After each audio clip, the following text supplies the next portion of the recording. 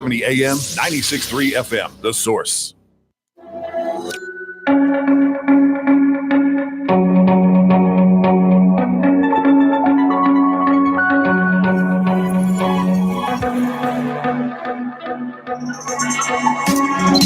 All right, thank you for tuning in. We need something to take our mind off of the September 11th tragedies, right? I know it's 17 years ago, but it's kind of like reliving them again when we talk about it, right? Yeah, we cannot forget. The one thing that brought us back together was baseball. Do you remember? I do remember. Do you remember there was a game? Yeah, I do. There was a game, and they were trying to decide whether to play it or not, and they decided to play it. Yeah, they did. That was wonderful. Bruce Dowbiggin, I hope I'm saying his name right, is on the phone. He wrote a book called Cap in Hand, How Salary Caps Are Killing Professional Sports and Why the Free Market Could Save Them. So let's talk to Bruce. He is a broadcast journalist, a two-time winner of the Gemini Award as Canada's top broadcaster. He's a publisher. He has successful stints in TV, radio, theater, and print, obviously. So let's say it was an honor to have him on our show. Good morning, Bruce. Thank you for coming on the air with us. Thank you, Larry. I love your neck of the woods. Go through there all the time. Yeah, Robin said you have a home in Jupiter. We do have a family home over in Jupiter. We spent a lot of time over there, and I just told her I was thinking of all you people. Hopefully that you don't get the full brunt of this hurricane, but it's hurricane season. We always think of you and obviously of our house. Oh, yeah. I appreciate that. Yeah. Well, thank you for being on the air with us. So where are you right now?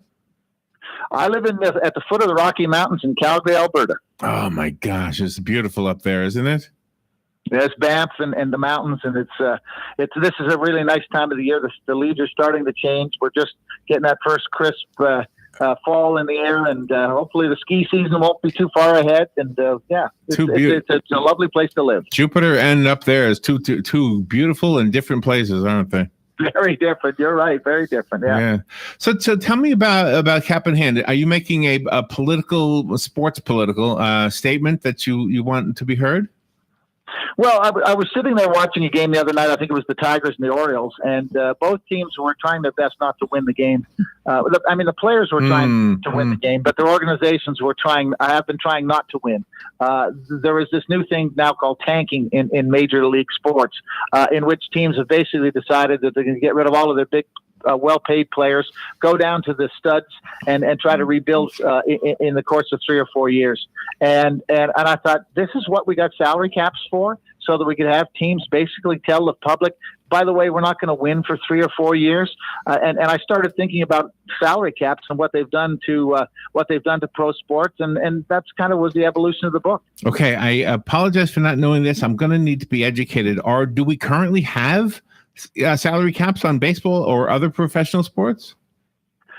Every sport has a salary cap except for baseball, which has what's called a luxury tax, which is a softer version of a salary cap. Okay. They're all there to restrain the amount of money that's paid in payroll. In other words, owners in pro sports talk like capitalists, but they like to act like socialists. Mm-hmm. They want everything guaranteed. They want the dollars, everything at the start of the year, their profits all baked in before they ever throw a baseball or shoot a hockey puck or throw a basketball. Okay.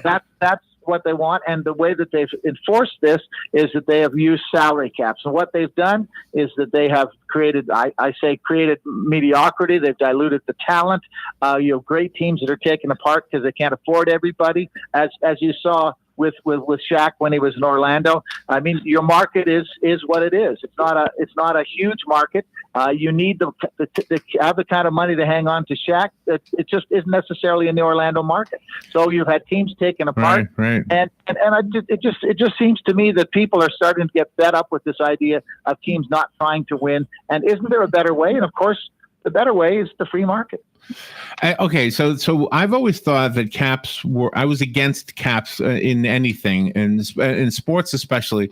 And can I tell you my thoughts on it, and then just chew me out if I'm saying things you disagree with, because I want to hear. Go for it. But I've always thought this. Okay, if a guy gets an unusually large salary, and the team is making that money because people are showing up to see him play. Right, that's where the money's coming from, is the ticket sales and the merchandise sales, I'm guessing, right? And the advertisers who want to, if you have a Joe Namath or something, I'm just trying to pick a name that's, a long time ago. But people would tune in just to see him, or Shaquille O'Neal, you mentioned him. Yep. Don't they earn their money because they're generating the revenue that justifies the salary? Exactly. If I'm Shaq or if I'm one of those guys, why is it I'm taking, let's say, half of my value or a quarter of my real market value so that other guys can have a salary at the bottom end of the league or in the middle end of the league? I'm the guy who, as you just said, gets people to turn on the TV or pay the freight. That's the theory behind it. And the idea behind salary caps was also to enforce parity. The notion that they can have 30 or 32 markets in the same continent all compete with each other on an equal basis. So Orlando competing with New York City or Kansas City competing with Chicago, et cetera, et cetera. And the salary cap was supposed to make that happen. But it doesn't, in effect, it doesn't really work that way. The big markets are going to find a way to spend the money and to become big markets. And the smaller markets are going to have to sell their guys up the line. And that's what happens in professional soccer in Europe. It used to happen in professional sports in North America too, but that's what happens in Europe. You play at the level you can afford. And if you can't afford it, you play in the second division. And I know that sounds terrible to people, let's say for Orlando to be in a second division somewhere. But you know what? You wouldn't also pay $350 a ticket when you go to see a sports event. That's right. That's right. And that's a real shame because you got working parents who want to take their kids to a game and they can't afford it. Absolutely. Yeah. Absolutely.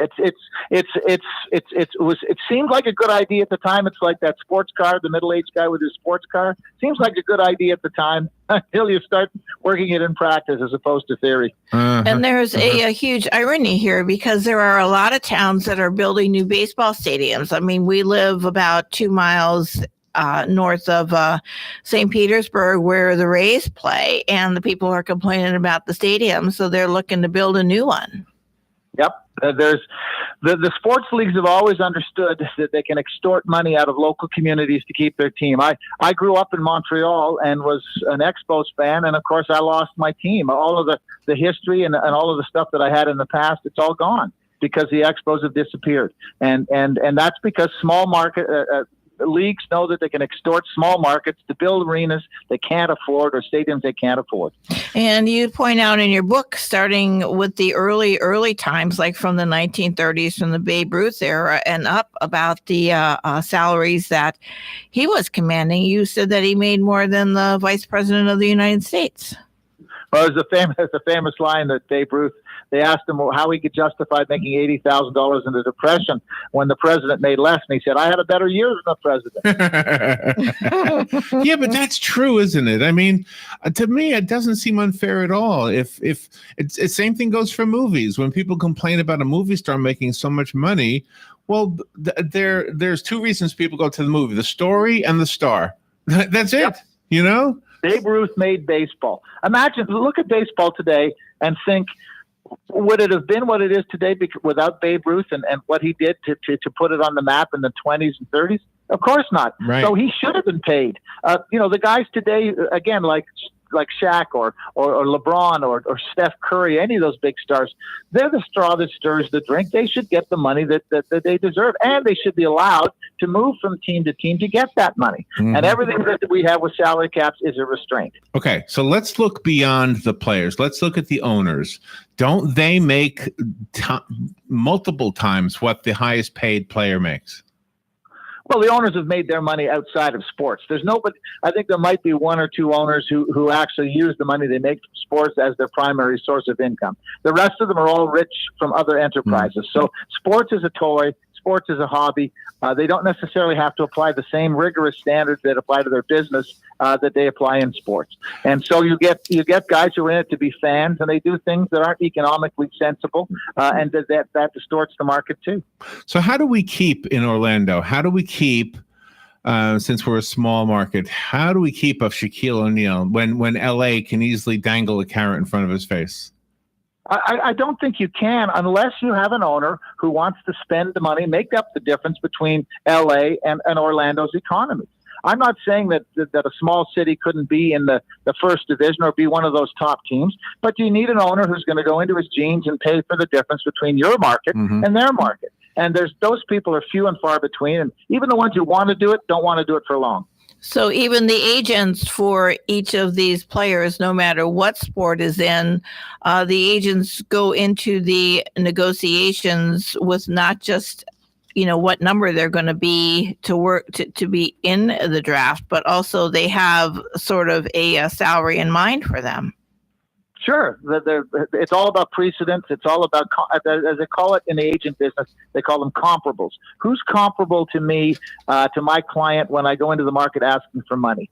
And salary caps have really stratified the salaries to such an extent that the players can basically negotiate their own contracts now, because it's pretty much established what you're worth, unless you're at the very top end, and then you do need people who can help you out. But if you're at the bottom end of a sports league in terms of your earning capacity, you pretty much know what you can make and what you can get out of your owner. You don't really even need an agent to get that. Are the college players playing better sports than the pros now, professionals? Mm-hmm. Well, and here's one of the things when I've been talking about the book, people say, yeah, but who's going to want to see the same teams win every year? Who's going to want to see the same teams win the championships every year? And I say, well, look at the NCAA. Alabama, Ohio State, they're great football teams every year. Nobody complains that they're great every year. In basketball, you've got Duke, you've got Kansas, you've got Kentucky. They're great teams every year. Nobody has a problem with that. People are quite happy to see them be good. I think people want to see excellence. I think they want to see the best players and the best teams. They don't want to see everybody spread out across the map just to satisfy some sort of misbegotten financial notion about parity. You're making sense to me. Now, who do we need the message to be actually heard by, though? Is there a governing body that oversees? I know there's no governing body for all sports, but I'm guessing each sport has a governing body. Or am I wrong about that? Well, I mean, the leagues run themselves, so they have their self-interest. The governing body, the thing that affects pro sports is two things. You turn off your television, you stop buying the sponsor's product. Wow. That's how you send the message to the owners and to the leagues. Wow. Is that working in football a lot of people have chosen to do that because of the kneeling here in the U.S. I mean, Well, that's what's going to be really interesting about the new Nike ad campaign, where they're lionizing Colin Kaepernick. I mean, there's a perfect example for people in the market to tell those leagues and to tell Nike, you know what, we don't agree with that. Hey, maybe people do agree with it. Maybe we'll find out that Nike's sales jump and stay high for 2 years because of this. But that's the market telling us what the reality is. What we have too much is top-down management in sports and other things in which people at the top tell us what we're supposed to think. And the market knows best. Let the market decide what should work and what doesn't work. Sometimes there are sports figures out there that aren't at the very top of the heap, but they're very, very friendly when it comes to interacting with the fans and things like that, and giving their all to volunteer. How is that affecting them? Because they're at a different salary pay. Makes any difference. The salary thing doesn't really make any difference. The biggest thing that has changed in the 30 years that I've been, the 35 years I've been in the sports business, is that players now make so much money at the top end that they're like movie stars, and they're people who are just. There's only a small number of people who actually know what it's like to have that much money. And in the old days, you used to see your sports star and your team. You could see them at the golf course. You could see them at the shopping center. Those people, they don't shop at the Winn-Dixie anymore. They get other people to shop for them. So that has been a big change. And it's one of the reasons that sometimes, I saw the Serena Williams thing where she blew up this weekend and got mad at the referee and all that sort of stuff. Yeah, that looks to me like a person who is kind of losing touch with reality. So getting back to the throwing of a game, I can't remember what you called it now. Tanking. Thank you. So players who could be really great, just so that I understand you, are playing in a mediocre way, let's say, just for the sake of something. It's not the players. What the players are playing, they always play as hard as they can. They have every interest in playing hard. That's how you make your money. But what you do if you're the owner is you get rid of all your high-priced guys. I see. All your high-priced guys, and you throw a bunch of rookies and second-raters out there and say, well, you know what? We're just going to save money for a couple of years and hope that somehow we get the next young phenomenal prospect and we can grow again. That's the part I don't understand. Does that ever pay off for them? You know what? Unfortunately, it has paid off, which is one of the reasons why they're doing it. The Chicago Cubs, who won the World Series 2 years ago, Houston Astros, who won last year, both what they did was sold up all of their players and lost over 100 games a year where they were terrible, unwatchable for a couple of years while they built up a young product that they could sell, and then finally, of course, they became champions. The problem is they were the only ones doing it at the time. Now in every league, there's 6, 8, 10 teams that are doing the same thing, who are basically telling their fans, "Oh, by the way, we're going to charge you all of the money we used to charge you, but we're going to put on a half-baked product." Well, is that what's happening here with the Tampa Bay team? What's it called again? Yeah, the Rays. The Rays? Yeah, the Rays have always had to sort of scrounge and figure out ways to make ends meet because they don't have the financial wherewithal. They've always been a really good organization, though. I mean, people are amazed at what they've been able to do with the money they've had.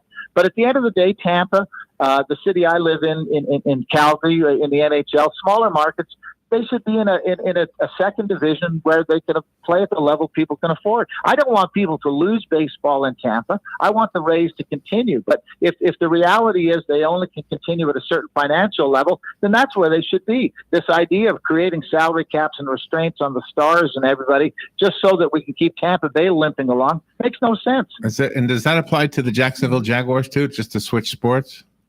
Same thing. I mean, the NFL doesn't need Jacksonville. The NFL needs maybe 20, maybe 24 really good teams. They don't need all those markets like Jacksonville other than to placate local people, etc. There's no need. The NFL will make as much money without Jacksonville as it will make with it. Is that why they're talking about moving them over to England? Absolutely the reason why. They're looking for markets where they can make more money. And one of my complaints is that the owners have been given too much easy money. There's too much easy money. They're not doing hard thinking. And then when they get desperate, they say, okay, let's take that team and move it to another market and see if it works there. Or we expand and add new teams. And what I'm saying in the book is we need fewer teams at the top levels, and we need the best players playing on those teams so that the fans can appreciate. That's why people love the Golden State Warriors. That's why they love LeBron. Those are the super teams that people want to watch because it's great. It's great basketball. They don't want to watch Sacramento versus New Orleans on a Tuesday night in February. Nobody cares about that stuff. Are sports teams publicly traded in the stock market? Some of the companies that hold them are publicly traded. But by and large, the NFL, for instance, the NFL, you have to be an individual to own a team. There are no companies allowed. In some of the other leagues, you can have a company or you can have an organization that owns a team. But the idea that the only one that's sort of publicly traded is the Green Bay Packers, and that's a town of 100,000 people, and it's an anomaly. But otherwise, no. They're not. They don't allow them to be held by publicly traded companies for the exact reason that they don't want the general managers and the owners don't want to be told by shareholders who should play first base or who should play quarterback. Oh yeah, for sure. Money will do that. Milwaukee is Robin's town, by the way. Just so you know. That's right. Go Packers. She probably love Milwaukee. Yeah.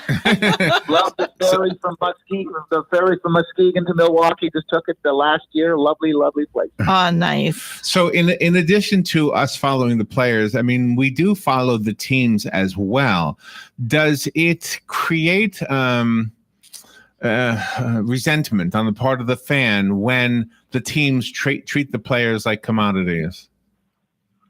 The fans, of course, love certain players, and when they can't afford that player anymore and they have to sell them up the line, there is some bitterness because they're told by the owners that everybody can compete equally, but that's not the case. Again, when you're in a small market like a Tampa, St. Pete, or you're in Orlando, or whether you're in Winnipeg or Kansas City, people have been told, yeah, the salary cap will help you to compete. And then when you have to sell your players up the line because, in fact, you can't compete, it does make people very upset. And there are a lot of those guys who are involved in the community, do charitable stuff, who have a high profile, et cetera, and they have to move on. And I think that's a very negative thing for sport. When you have a sport like soccer that's really taken off in the United States, is there anything that's the same with the soccer players that like the baseball players for money? Well, the soccer players at the top end make enormous amounts because they have a free market.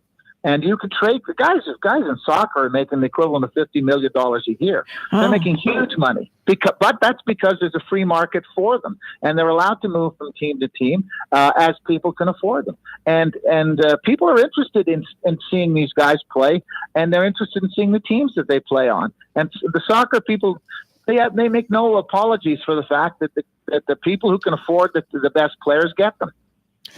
The book is called Cap in Hand. I think today's the release date. So I have a copy here. I'd like to give it away. It's written by our guest, Bruce Dowbiggin. Am I saying your name right, Bruce? Actually, it's Dowbiggin, but that's okay. Dowbiggin. I let people take a shot, whichever way, but Dowbiggin is the way I pronounce it. So if you want the book that was sent to me, please call me right now. I'll leave it here for you at the station. There's only one of them here, so I can only take one call, 622-9622. I did find it on Amazon. Do you have a website dedicated to the book? You can go on my website, which is called notthepublicbroadcaster.com. Oh, okay. So, all right. There's NPR, and then there's notthepublicbroadcaster.com. For all of the teams now, is there still a problem with the enhancement drugs for their performance? That is still an issue. It has gotten very sophisticated, the way they hide it and the way they and listen, when you watch football and there's all these guys who weigh 350 pounds, there's not that many 350-pound people who can run 4.47 40-yard dashes in the world. Something's going on that these guys are able to, sculpt their bodies the way they are. It's a sort of a cloak and dagger thing where the chemists, stay one step ahead of the testers in all of this. But if you believe that these guys naturally look that way, I got news for you. Gosh. So just in the spirit of the September 11th memory today, we were talking this morning about how baseball played a role in healing the country.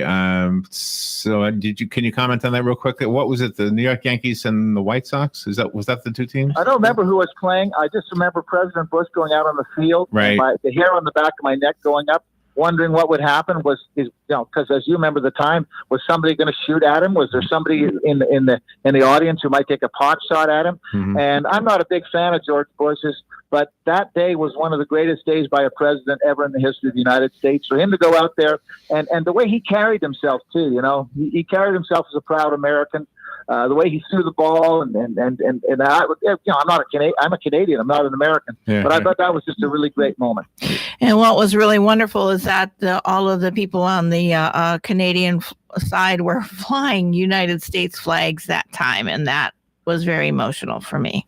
There's a famous play on Broadway. I think it's called From Away or Come From Away. I think it's called. It's been a huge hit on Broadway for a few years, and it's all about the American airline passengers who got stranded up in Gander, Newfoundland, for 3 or 4 days during when you couldn't fly any planes. And it's all about the friendships that developed between Americans and Canadians at the time. If you ever get a chance to see it, it's great. Wow. And what's it called again?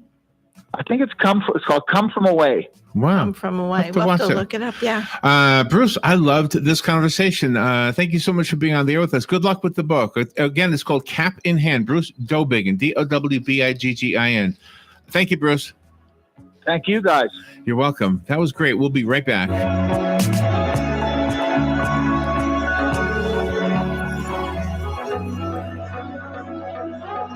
You're thinking about selling your home, but where do you start? Easy. Call Angie at 352-361-8359. Angie works with you to get your home sold. Angie is more than just an agent with Roberts Real Estate. She's a pro with heart. Call her at 352-361-8359, and you will know you have the right person. I'm Angie Umpleby, and I'm looking forward to working with you when you call me at 352-361-8359. Broadcasting from the Paddock Mall Studios, this is WOCA, Ocala, Gainesville, The Villages, 1370 AM, 96.3 FM, The Source.